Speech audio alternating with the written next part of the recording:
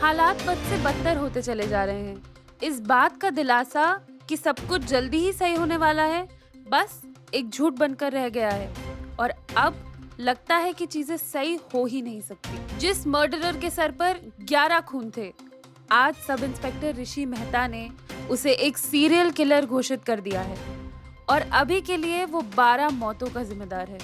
लेकिन अभी भी अमित मिसिंग है और पुलिस की इस लापरवाही का नतीजा एक औरत को अपनी जान देकर भुगतना पड़ा। आखिर कब खत्म होगा ये सिलसिला? ये सवाल है आपसे, पुलिस डिपार्टमेंट से और अमित से। कब रोकोगे तुम ये दहशत जो तुमने फैला रखी है? क्या इसका कोई अंत है भी या नहीं? क्या हम सब अब सुरक्षित है भी या नहीं? जानने के लिए बने रहिए हमारे साथ। सत्येंद्र की चौल के बाहर खड़े न्यूज रिपोर्टर्स इसी खबर को अपने अपने चैनल्स पर अलग अलग तरीके से चला रहे थे। सबके मन के सवाल अब एक जैसे बन रहे थे और तब ऋषि इन सबको देखकर स्माइल कर रहा था। उसे पता था कि भले ही वो पुलिस डिपार्टमेंट की लापरवाही का एक जरिया है, पर इससे सबसे ज्यादा फायदा भी उसी को होने वाला था। और वो कैसे? ये बात शायद किसी को नहीं पता थी, जैसे किसी को ये नहीं पता था कि अमित अभी कहां है। अमित और जॉन्टी अब भी उस गली में शांत बैठे थे। उन्हें पता नहीं था कि बाहर की दुनिया अमित को किस तरह से देख रही है। अमित बस अपने ख्यालों में खोया हुआ था, जहां उसे फिर से अंबिका और आरव की याद सता रही थी और वो इस बार उनके बारे में सोचने से खुद को रोक नहीं पा रहा था। तब जॉन्टी ने उसे देखा और वो समझ गया कि यहां क्या चल रहा है। तुम्हें सत्येंद्र के घर से क्या मिला? क्या वहां जाना वर्थ रहा? अमित अपने ख्यालों में से बाहर आया और तब उसने अपने कोट की पॉकेट में हाथ डालकर सत्येंद्र के लेटर को निकाला। सत्येंद्र भले ही बस्ती में रहता था, लेकिन वो एक पढ़ा लिखा और इंटेलिजेंट आदमी था। उसे पता था कि मैं उस तक पहुंच जाऊंगा, इसीलिए उसने पहले ही मेरे लिए एक लेटर लिखा और वही लेटर उसकी वाइफ मीनाक्षी ने मुझे दिया था। अमित जी, अगर आप ये लेटर पढ़ रहे हैं तो शायद मैं अब तक मर चुका हूं। वो कैसे हुआ, किसने किया और क्यों किया, ये शायद मैं आपको बता नहीं सकता, लेकिन मैं इतना कह सकता हूं कि लेटर आप तक पहुंचा है तो मेरा मर्डर एक मिस्ट्री होगा और आप उसे सॉल्व करना चाह रहे हैं। मेरी कोशिश रहेगी कि ये लेटर आपको इस केस को सॉल्व करने के थोड़ा करीब ले आएगा। तो बात दरअसल ये है अमित जी कि मैं और मेरे कुछ दोस्त पिछले 3 साल से आपके घर पर महीने में 2 बार मीटिंग करते आ रहे हैं। ये सब वो लोग हैं जो हमारे स्टेट या फिर शहर में छोटे यूनियन, कम्युनिटी या किसी वर्क फोर्स के लीडर्स हैं। हम सब का मकसद सिर्फ अपनी कम्युनिटी के विकास और सरकार तक उनकी बात पहुंचाना है और इसके बारे में ही हम हर बार बात करते हैं। हम सब साथ में काम करते हैं ताकि चीज़ें बिना किसी गड़बड़ के अच्छे तरीके से हो पाएं। अब आप सोच रहे होंगे कि आपका ही घर क्यों? तो उसका जवाब सीधा है, क्योंकि सरकार हमारे पीछे लगी है। कई बार हम लोगों पर हमले हुए हैं, कई बार हम जेल गए हैं और कई बार तो हमारे घर वालों को भी परेशान किया गया है। जब ऐसी बहुत सारी वारदातें बढ़ गई थीं, तब हम सब ने फैसला लिया था, हमें एक ऐसी जगह ढूंढनी पड़ेगी जहां हम सब से छुप कर मिल सकें और हमारे इस काम को आगे बढ़ा सकें। फिर एक दिन हमारे एक साथी ने आपका घर देखा। वो उसे बहुत टाइम से सर्वे कर रहा था और जब उसे ये विश्वास हो गया कि उस घर का मालिक वहां नहीं रहता है, तब हमने उसे इस्तेमाल करने का फैसला किया।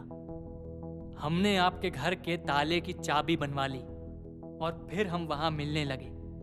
लेकिन हम किसी भी चीज़ को हाथ नहीं लगाते हैं ताकि आपको कभी शक ना हो कि वहाँ कोई था। हम बस रात में वहाँ मिलते और सुबह होने के पहले वापस अपने अपने काम पर चले जाते। अमित ने लेटर को टर्न किया। वो 4 पेजेस का लेटर था। जॉन्टी भी उसे बहुत ध्यान से सुन रहा था। मुझे हमेशा से इस चीज़ में दिलचस्पी थी कि आखिर ये घर किसका है, वो आदमी कहाँ है और क्या करता है। तब इन सवालों के जवाब मैंने ढूंढने की कोशिश की और किसी तरह से मुझे ये पता चल गया कि ये घर आपका है। आप एक प्राइवेट डिटेक्टिव हैं और तब मुझे थोड़ी तसल्ली हुई कि मैं किसी गलत जगह पर नहीं हूँ। पर एक दिन ऐसा आया जब सब कुछ बदल गया। उस रात जब हम मीटिंग करने के लिए पहुंचे, तब हमारा एक साथी वहां नहीं था। हम सोच रहे थे कि वो कहाँ है, लेकिन इतनी ही देर में वो डरा हुआ आया और उसने बताया कि किसी तरह सरकार को इस चीज के बारे में पता चल गया है कि हम कहाँ मिलते हैं और जल्दी सब कुछ खत्म होने वाला है।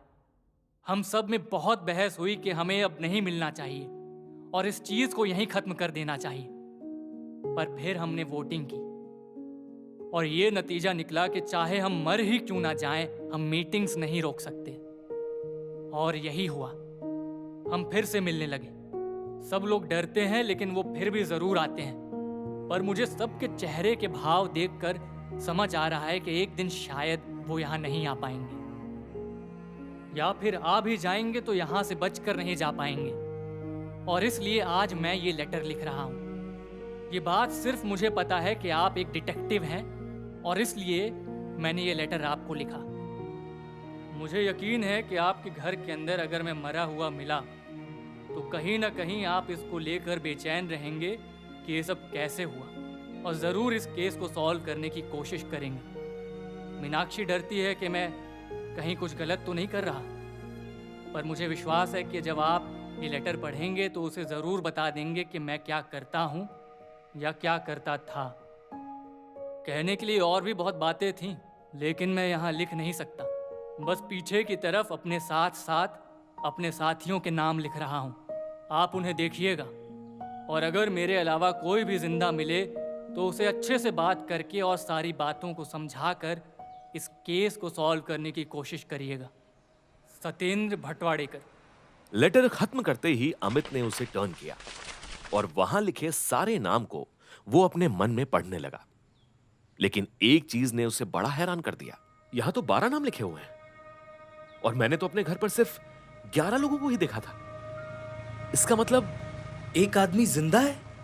अमित इस चीज को सोचकर हैरान था। उसके लिए सबसे बड़ा क्लू ही यह था कि उन सब में से एक आदमी जिंदा है और शायद उसे पता होगा कि किसने उसके साथियों का मर्डर किया है।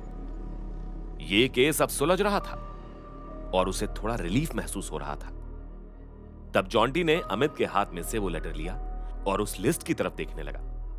अब मुझे समझ में आया, उस दिन जब वो आदमी मेरे कमरे में आया था तो उसके गन में एक ही बुलेट क्यों थी? वो गिनकर आया था 12 लोगों के लिए 12 गोलियां, और इसीलिए जब उसने मुझ पर फायर किया तो एक गोली के बाद ही उसकी गन यूजलेस हो गई। पर अगर वो उन लोगों को मारने आया था तो फिर उसने मुझ पर गोली क्यों चलाई? मुझे तो ये समझ नहीं आ रहा कि सत्येंद्र के अलावा इन 11 नामों में से हमें ये कैसे पता चलेगा कि वो जिंदा आदमी कौन है, और क्या वो हमारे काम का है भी या नहीं। वो 100% हमारे काम का है। वो आदमी सारी न्यूज कवरेज देख रहा होगा, हर चीज को देखकर उसको एनालाइज कर रहा होगा, लेकिन वो मेरा इंतजार भी कर रहा होगा। उसे शायद पता होगा कि मैं उस तक पहुंचने वाला हूं और इसीलिए मुझे किसी भी कीमत पर उसे ढूंढना पड़ेगा। रही बात उसके नाम से उसे ढूंढने की, तो अब हमें वापस श्रुति के घर जाना होगा। पर हमारी बाइक तो बस्ती के बाहर ही रह गई और यहां से घर बहुत दूर है। हाँ मुझे पता है, हमें यहां से पैदल ही चलकर जाना होगा।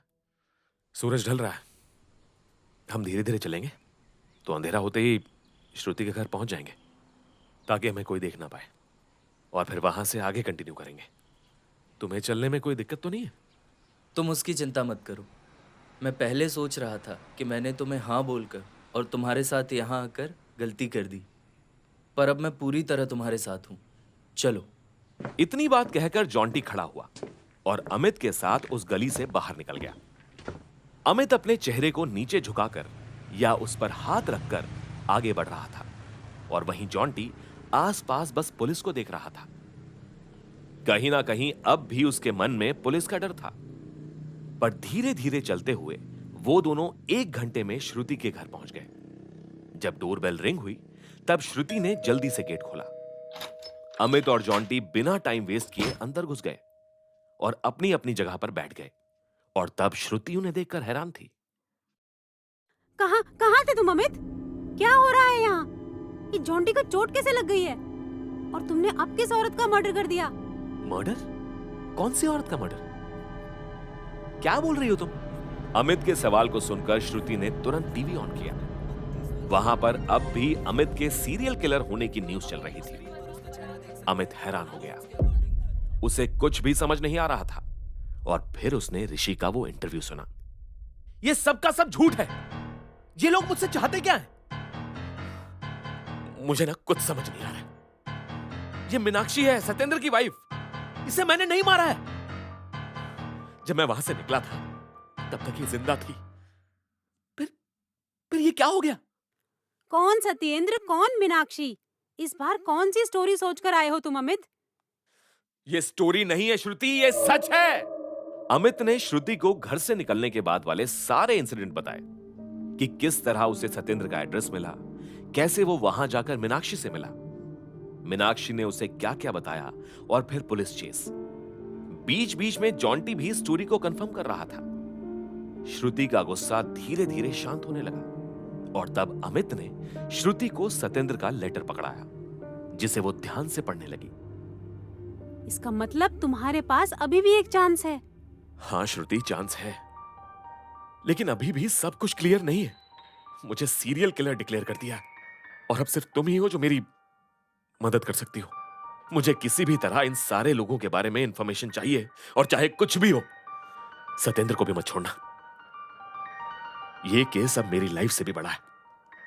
ये अब उन सारे लोगों के जस्टिस के लिए है।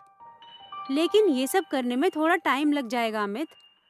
सबके बारे में इंफॉर्मेशन निकालने के लिए मुझे सर्वर को टेम्पररी हैक करना पड़ेगा और फिर ही चीजें सर्च हो पाएंगी। तुम्हें जो करना है करो श्रुति, बस ये काम हो जाना चाहिए। और तुम जॉन्टी का ध्यान रखना। ध्यान रखना मतलब? तुम कहाँ जा रहे हो? सिचुएशंस और भी ज्यादा बिगड़ गई हैं और तुम चीजों को बड़े लाइटली तरीके से हैंडल कर रहे हो अमित। ऐसे में बाहर जाना सही नहीं रहेगा। अगर आज तुम सत्येंद्र के यहाँ नहीं जाते तो ये सब कभी होता ही नहीं।